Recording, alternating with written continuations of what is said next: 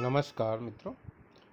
आज मैं आपके समक्ष कक्षा 7वीं की महाभारत कथा का वाचन करने के लिए उपस्थित हुआ हूँ और शब्दों की के उच्चारण के ऊपर भी मेरा थोड़ा सा प्रयास रहेगा और आप ध्यानपूर्वक इस कथा का सार समझने का प्रयास करेंगे।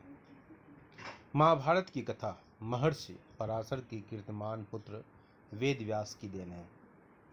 व्यास जी ने महाभारत की यह कथा सबसे पहले अपने पुत्र सुखदेव को कंठस्थ कराई थी और बाद में अपने दूसरे शिष्यों को।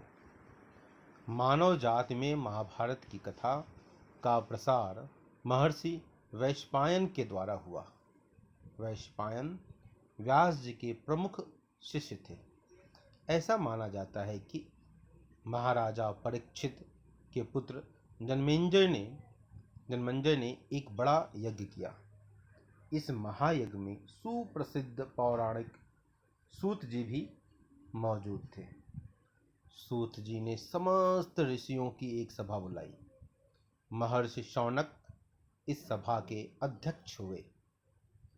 सूत जी ने ऋषियों की सभा में महाभारत की कथा प्रारंभ की कि महाराजा शांतनु के बाद उनके पुत्र चित्रांगद हस्तिनापुर की गद्दी पर बैठे। उनकी अकाल मृत्यु हो जाने पर उनके भाई विचित्रवीर्य राजा हुए। उनके दो पुत्र हुए, धृतराष्ट्र और पांडु। बड़े बेटे धृतराष्ट्र जन्म से ही अंधे थे, इसलिए उस समय की नीति के अनुसार पांडु को गद्दी पर बैठाया गया। पांडु ने कई वर्षों तक राज्य किया।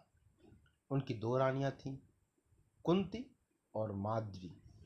कुछ समय राज्य करने के बाद पांडु अपने किसी अपराध के प्रायश्चित के लिए तपस्या करने जंगल में गए। उनकी दोनों रानियां भी उनके साथ गईं। वनवास के समय कुंती और माद्री ने 5 पांडवों को जन्म दिया। कुछ समय बाद पांडु की मृत्यु हो गई। 5 अनाथ बच्चों का वन के ऋषि मुनियों ने पालन पोषण किया और पढ़ाया लिखाया। जब युधिष्ठिर 16 वर्ष के हुए तो ऋषियों ने 5 कुमारों को हस्तिनापुर ले जाकर पितामह भीष्म को सौंप दिया। 5 पांडव बुद्धि से तेज और शरीर से बली थे। उनकी प्रखर बुद्धि और मधुर स्वभाव ने सबको मोह लिया। यह देखकर धृतराष्ट्र के पुत्र कौरव उनसे जलने लगे और उन्होंने पांडवों को तरह तरह से कष्ट पहुंचाना शुरू किया।